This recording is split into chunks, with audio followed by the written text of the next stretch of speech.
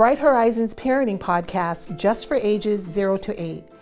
Get the advice you need from our own early childhood experts, Rachel Robertson and Claire Goss, and make the most out of every chance to teach, play, and love. In this episode of Teach, Play, Love, Rachel and Claire discuss solo parenting. Raising children on your own can feel overwhelming. You'll hear about the challenges and joys of being a solo parent as Rachel and Claire share their own life stories and give valuable advice to help overcome stress, make connections with your children, and enjoy life as a solo parent. Hi there, Claire. Hi, Rachel. Before we get started with our topic of the day, I've got two quick things to say. One is that I'm getting over a head cold, so I apologize to our listeners for how nasally I sound.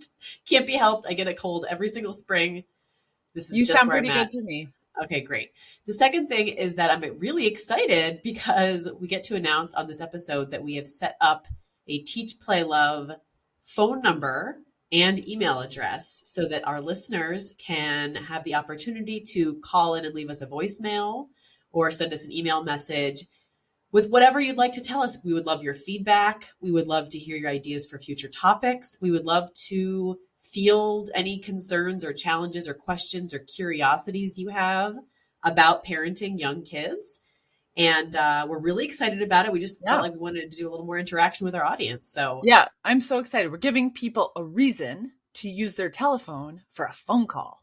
Yes, but exactly. Of course, we'll have the email too. But I think, we just celebrated our 50th episode and we both were saying we could find more and more topics, but we really wanted to make sure we knew what people wanted to hear about and what they wanted to talk about. I just was on a plane the other day and I heard two people behind me talking about parenting issues. And I wanted so badly to turn around and pop my head over and be like, hi, I can help. But I did not do that. I'm not going to be that weirdo on the plane. But I thought if these people called in, this is where we get our material. This is through what people are talking about and what questions they ask us. So I'm really excited to hear from people that are listening to this, and then we can truly be part of a parenting network and village for one another because we'll be connecting more. Yes, so join the conversation with us, and to get that phone number and that email, it'll be at the end of the episode and also on our website and all the places and on the internet that you can find that good information. Okay, So now we can move on to our topic of the day. Today's topic is, we're calling it solo parenting. So I thought, Rachel, we should probably start by just clarifying what we mean by that before we dive into it. Yeah, I think, we always do a little research on a topic, even if we know a lot about it and even if we've experienced it ourselves, because that's our commitment to all of the listeners, that we're bringing you research-based, well-informed information peppered with our stories of our experiences and our expertise in early education and development. So we did the same thing here. And we know that there's all kinds of solo parenting. And so a lot of people identify as a single parent, but there's different situations. Maybe you're temporarily a single parent. Maybe a spouse travels a lot. Maybe you are living in two different households, but working really well together. Maybe you're living in two different households, but not working really well together. Maybe someone's in the military. Maybe there isn't another parent by choice or something has happened. So there's all different kinds of parenting that isn't what we still probably think of as the traditional dual parent household, but there's actually more and more non-traditional dual parent households. So we're capturing all of it, and we're not competing. There's no better kind of single parenting or solo parenting. We're just take what you want from this conversation. There's a little bit for everyone, but this is really about people that don't have a full-time second adult functioning as a guardian parent in the household with them pretty regularly. So solo parenting is the name we chose. We however people identify with that is, we welcome you to find your own situation in that phrasing. That's right. And you and I both have experienced this so you and I are a good example of how differently this can present. So I had a phase of my parenting when my kids were really young, where my husband was traveling for work every single week. And when he was gone, he was virtually unreachable from Monday to Friday. And then he would bubble up on the weekends, but that Monday to Friday, and I had a baby, a toddler, and a preschooler. And so from Monday to Friday, I did have his financial support. I did get to talk to him once or twice, maybe a week. But for the most part, during that phase of parenting, I felt very much like a solo parent. Yeah. I was fielding all the day-to-day, everything. And I was also raised by a single dad. Later in my childhood, my mother passed away. He was a single parent unexpectedly. So I have that perspective as well. Yeah. Of being the child of a person who is parenting alone. And I know you've got experience too, Rachel. Yeah. Yeah. Those are two very different examples, but fit into the category of someone. And it's a lot about having to make decisions by yourself, and not having, that's kind of what is similar about all these situations. I was married to someone that was in the military. And so we went through some pretty significant deployments, some where he was somewhat reachable and some where he was completely unreachable and in fairly stressful situations. And then for most of my children's childhood, I was 100% on my own parenting. There was no shared financial or custody or anything shared. So we all four, like we've covered 4 situations, just the 2 of us. Yep. And there's plenty other out there as well. So that, again, wherever you find yourself in this, you're welcome to just listen and see what might be most helpful to you. Yeah. So regardless of what the configuration is or what your situation is, I can say with some certainty that this is really exhausting.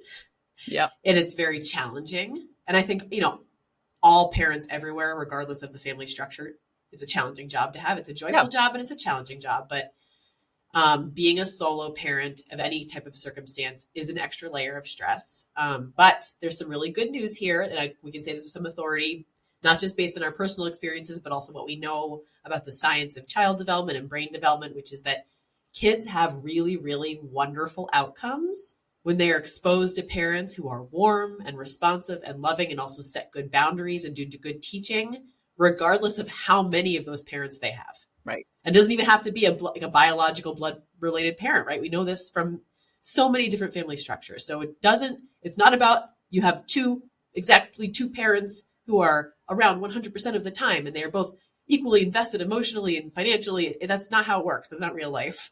Yeah. So kids have really great outcomes regardless. Yeah. What you said, parenting is hard. I think one thing that happens to people that are doing solo parenting is there's a lot of guilt and a lot of worry about getting it wrong. And that can erode the joy. And so to really be cautious about having that happen to you. I remember I was doing a parenting workshop. And when I used to do a lot of live parenting workshops before the pandemic, and often I had parents hanging out afterwards to ask a personal question. I remember one man came up to me and said, I don't even know what my question is, but I feel like I'm doing it wrong. And he was going through a divorce. And then I asked him a couple of questions and everything was great. And so it's that I just felt, really, he stayed with me because he just really needed reassurance. And I felt real empathy for him and that he just was sure he wasn't getting it right. And I think that's a lot of parents in general, but a lot of people solo parenting, they're just so consumed by getting it wrong or feeling worried about what their kids are missing that they miss out themselves on the positive part and the joy of childhood. And yes, I'll reaffirm what you just said is you can get it right and have your children have a joyful, positive, enriched, loving childhood as a solo parent. There's nothing that prevents that from happening. There's nothing about that situation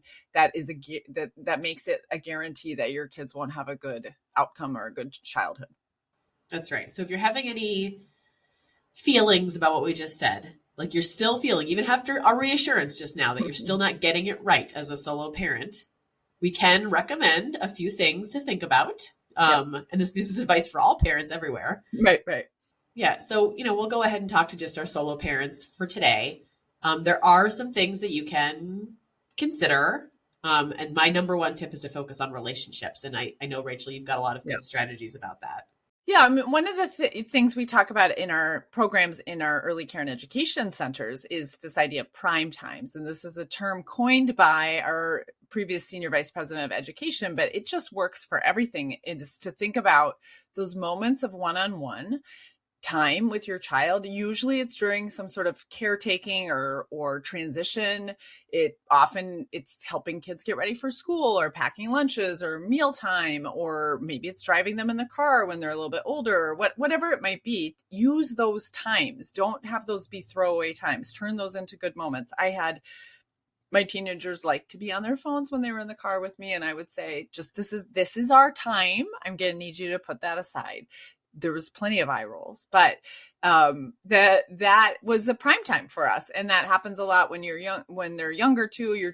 So don't rush through those things. Use those moments. It is about the quality of your moments and your presence. Don't have your phone on the side. Don't have the television on in the background. Just really try to have these moments, and it's not about the big giant things. It's about those moments. And that's where the relationship is built. We know that. That's where our relationships with our friends are built.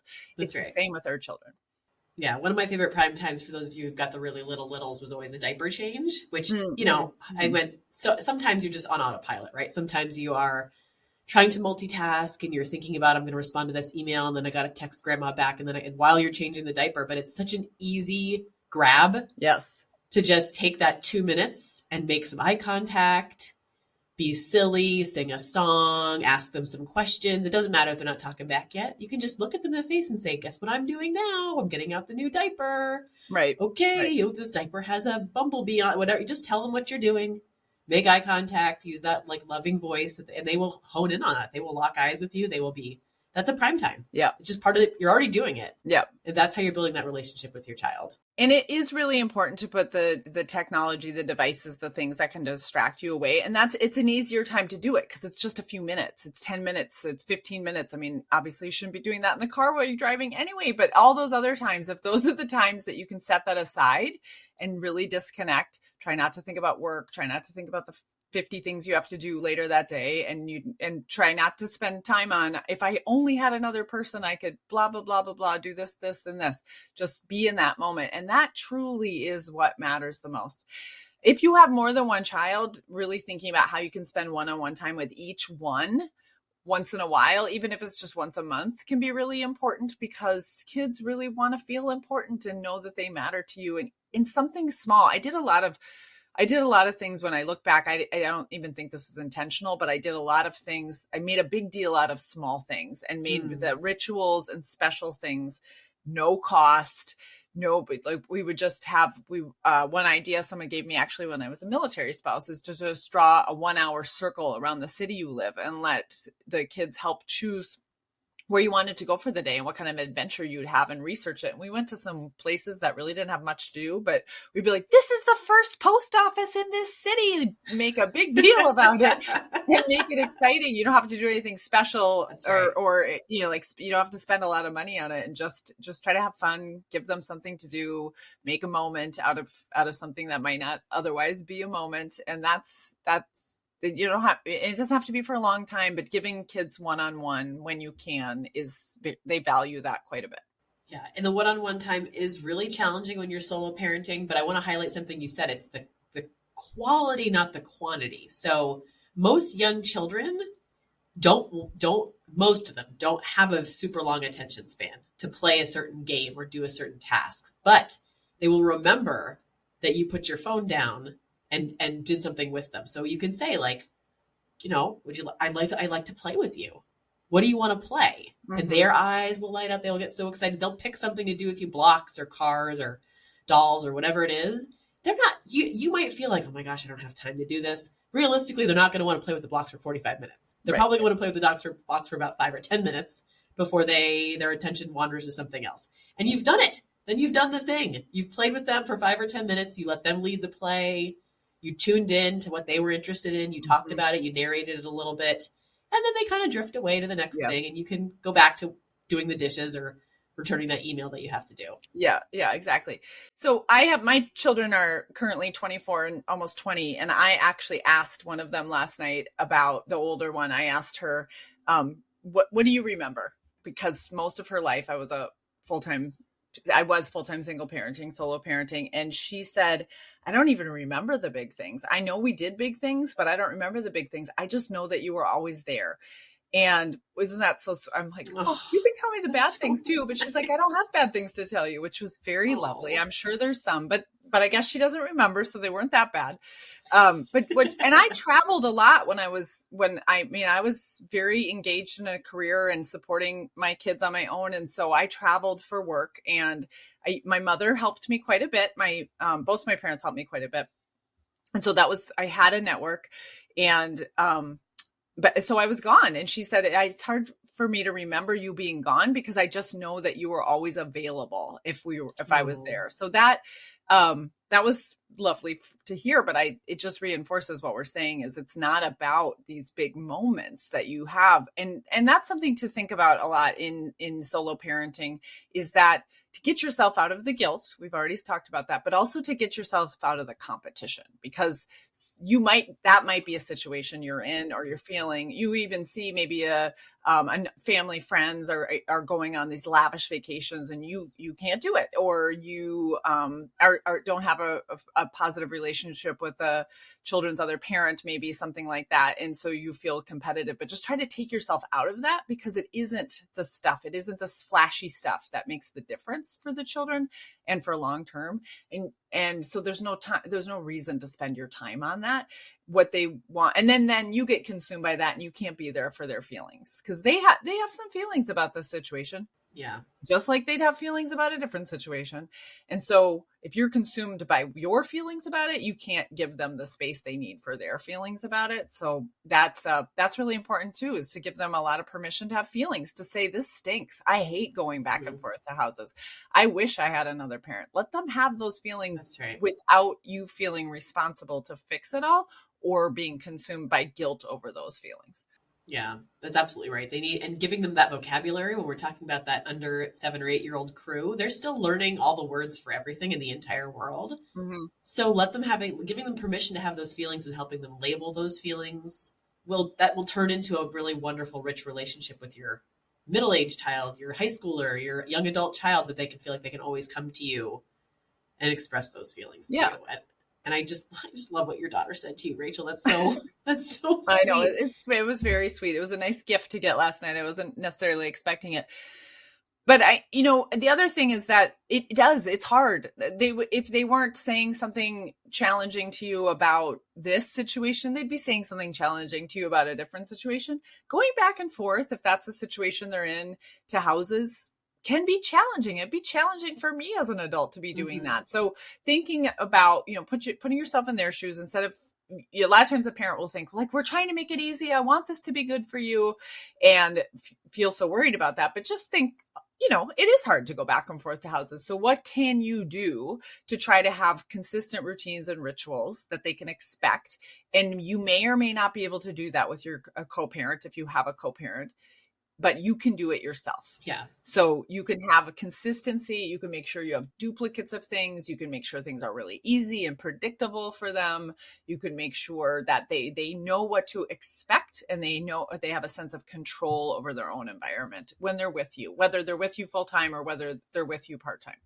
Yeah, that's a bonus educator tip. And I'm thinking about what your daughter said, Rachel, about how it felt like you were always there. And I bet, I wasn't there to observe it firsthand, but I bet that you had your house set up with some pretty good routines and rituals, and you had gotten some good strategies down for good transitions. And so that works. That stuff works. It works in a classroom, and we do it as educators in preschool and toddler classrooms and infant classrooms. And we do it in our homes.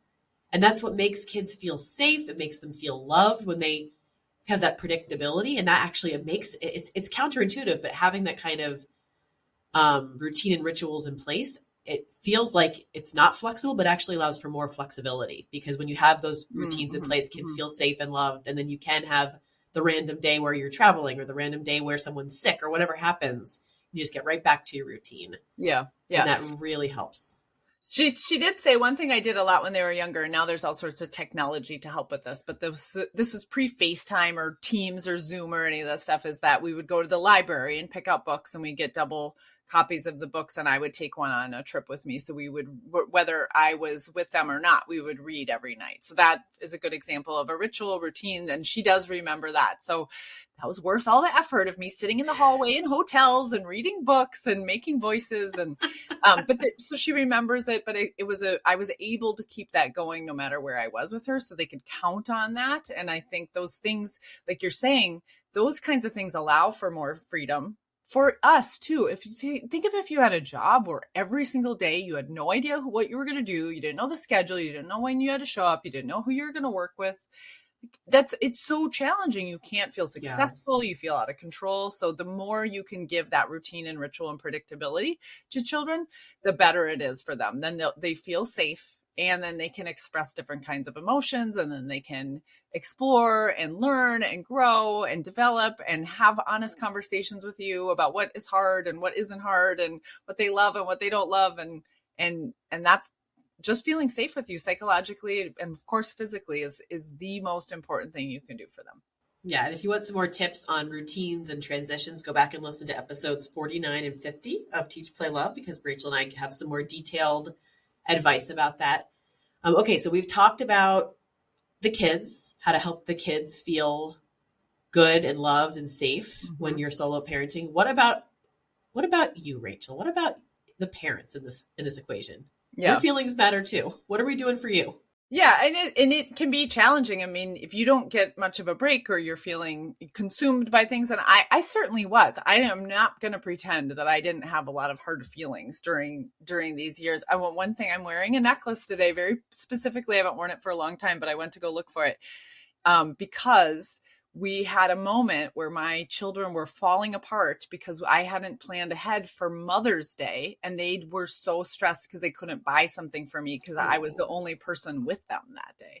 Of course, that didn't matter to me, but for some reason the systems had failed and no one helped them get something. And so we went to a store. I had to really put aside all of my feelings about it. And we went to a store and I just had to talk to a salesperson. I remember it being kind of embarrassing, and I had to share some personal stuff with this person and feeling so vulnerable. But the salesperson just took my girls around the store. I gave her money and said, and then they did. And this is what it was. It was this necklace. And so it's beautiful. It reminds me that it was really hard and very emotional sometimes, but just to problem solve your way through it and to keep the focus on, okay, what do my kids need in this situation? I feel vulnerable and I'm sad that they have to have this experience, but there's a way through this, and there's a way through this that's going to be okay. Yeah. And so what did you do in that situation? One of my biggest tips is ask for help. Yeah. Sometimes that looks like asking a sibling or one of your own parents or a really good friend or even a neighbor, someone you know, for help. Sometimes it looks like asking for help from a complete stranger in a jewelry store or a supermarket. People want to help people. It doesn't seem like it sometimes in our society, but it's okay to ask for help in those situations. I look for that when I'm out and about too. I'm on airplanes a lot. I still travel a lot. And often I see a parent struggling, and I just wish there was, I do often offer to help, but mostly people don't take you up on it. And I just wish for people that there was a less concern over helping each other, because we do want to help each other. We don't want things to be challenging. And especially when you've been through times that are challenging, you know how important that is. I think one point about asking for help that I want to make is that don't ask it of your children at an inappropriate level. So giving them rules and responsibilities is very important. I mean, having kids have jobs and contributing is actually very valuable to them. They will not tell you that, but it is. It really is, for them to feel like they're contributing. So you could do that. You can do things like, okay, well, how is this household going to work together? What is everyone's role? These are your jobs. These are your jobs. These are my jobs. But what you want to avoid is saying things like, okay, I guess you have to step up to be the man of the family now, which I saw, that's a thing I've seen a lot of, or take care of your mother, or take care of your father, or there's only one parent in the household, so you have to be more responsible. That kind of pressure on children can be damaging, and it's not valuable developmentally. There's no upside of that. You can do that in a different way. If you're trying to help a child build their level of responsibility or autonomy or confidence, you can do it in a different way than giving them adult level responsibilities, because that's not only in terms of skills, but also emotions. And they're not developmentally there yet. So that can put a lot of pressure on a kid unnecessarily. That's right. And something that I think again, I suspect that you're really good at, Rachel, and I think my dad was really good at as a single parent, was this idea that you do create the weather in your household, right? So of course there are going to be stressful moments. There's going to be some chaos. Mm-hmm. There's going to be some tears sometimes and big feelings about the structure of your family. But your kids are looking to you for every day to see, like, what's the temperature today? What's the weather out here? How's it going? So, and that doesn't mean ignoring your own feelings. You're allowed to have your own, like you said, you're allowed to have your own big unhappy feelings and stressed feelings. But if you can create that household environment where there's room for a lot of joy, celebration, love, warmth, responsiveness, while also paying attention to everyone's feelings and taking care of yourself, it goes a long way to that overall quality of feeling in your home. Of course, it's hard when kids are little because you have to keep them safe and you have to be supervising them. But if you can find times and safe ways, and think of this ahead of time to give yourself a little bit of a break that you can check out or reduce the level of responsibility on yourself. I can remember a couple times losing it as a parent, and my kids definitely remember those times too. So, but they were very rare. And I did a couple times, like one thing we did sometimes was you're on your own dinner, and I would have stuff like, here are the choices, but I'm just not going to be in charge of it. And of course they were old enough that they could do something. And it gave me just enough of a break, just enough to not have to do one more thing and to have them do something. And I wasn't going to set the table or cook anything. And this is how we're going to do this. This is going to be okay. And things like that, where you just can decrease your level of responsibility and your heightened awareness about everything, especially when you're feeling the stress yourself and feeling overwhelmed, because you will. So plan for it. Yeah. So I think what I'm hearing you say is it's okay to lower your standards sometimes. So maybe it's picnic dinner on the floor, or it doesn't have to be that sit down with the napkins and the silverware and the whatever it is. It's okay to lower your standards for a lot of things. So maybe your house isn't as clean as it was when you had if you ever had a partner, maybe your house isn't as clean. Maybe you aren't going to volunteer for all the PTO and communities. Maybe you have to let go of some of the extra stuff. Yeah. And that doesn't make you a bad person. You don't have to we're not going for perfection here in life ever. Right. And certainly if you are solo parenting, there's just going to be a lot of shifting of standards, I think. It's important. Yeah. And I like that you're saying that, because we can challenge the thinking around that too, is if you sitting down at a table together for dinner with silverware is not the important part of that scenario. The important part of this scenario is being together and have a routine or ritual. So you're letting go of a standard on something that doesn't matter that much. But the part that matters is what you're going to preserve, is being together and having a joyful time together and having a predictable routine. So that's where you should look at what you need to let go of, is the thing that isn't going to have any kind of, it might matter to you that you have all the clutter off the counter, but the children don't care. That's right. And so let that one go and choose something else that does actually matter for their well-being and your well-being, because you're also going to feel better having good connections and positive relationships with your child than having a clean counter if you have to pick between the two. So just think of that ahead of time. Use your car time when you're by yourself, shower, I don't know, on a run, whatever, whenever you have those couple moments to yourself, and proactively think of a couple things you can let go of, and think of what you can do in a moment where you yourself just feel overwhelmed, so the kids don't get the brunt of it. So you don't let it pile up and pile up and pile up and then unleash it on them. That's a really good tip. So the other thing I want to just say is, and I know this can be hard depending on the situation, is to tell your story, the stories you tell to your children, make sure that they are about the love that they were a part of. And so this can be very different scenarios. So maybe you've chosen to be a single parent. Tell them the loving, beautiful story of how you chose to be a parent, or how what it felt like to have them come into your life, or tell if you now currently have not such a great relationship with the child's other parents, still talk about the love that they came from, or find the positive part of the story. It does affect children to hear the negative parts of the story over and over. They feel trapped in that situation. We never want to make them feel like they have to choose sides or feel bad for their parent. That's not children's job. So we don't want to put them in that place. And it can be hard to do this. It can be hard to remember or find those stories of joy and positive if it's been a while since you felt those in that situation. But they need that. And that's a gift you can give to them that costs you nothing. Might hurt a little bit inside, but once you do it, you'll see the power of that and the value for your children. And there's just really nothing at all positive, and it can be fairly harmful to get your kids you don't want them to have to choose sides. You don't want them to have to feel bad for you. That creates a dynamic that's not even positive for you as a parent. That's really important. I guess the way that we could end this is, I think what we've said a lot is just give yourself grace, focus on the kids. We talk about this all the time. Think of the long term, think about what you want to have them remember. And those are the things to focus on. Find the joy in this experience, create a village, find a village, pull people into your village, let people help you. And this can be just a very positive parenting experience. It's not a loss. It doesn't have to be a loss. We hope this was helpful, and we hope you could find yourself in this conversation no matter what kind of solo parenting you're doing. As Rachel and Claire discussed, children have wonderful outcomes in life regardless of how many parents are in the family, as long as the parent is warm, responsive, loving, and sets good boundaries. By making connections with your children, supporting them through any big feelings, and building a village of support, you can navigate the sometimes bumpy road of being a solo parent. Get parenting advice from Rachel and Claire.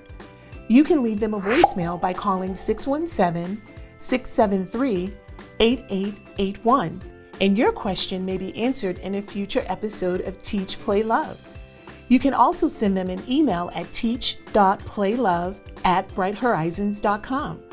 For more expert guidance on early childhood development, check out our family resources at brighthorizons.com. Thanks for listening. Subscribe to us. Find more episodes on Apple Podcasts, Spotify, or wherever you get your podcasts. See you next time on Teach, Play, Love. And discover parenting as the joy it was meant to be.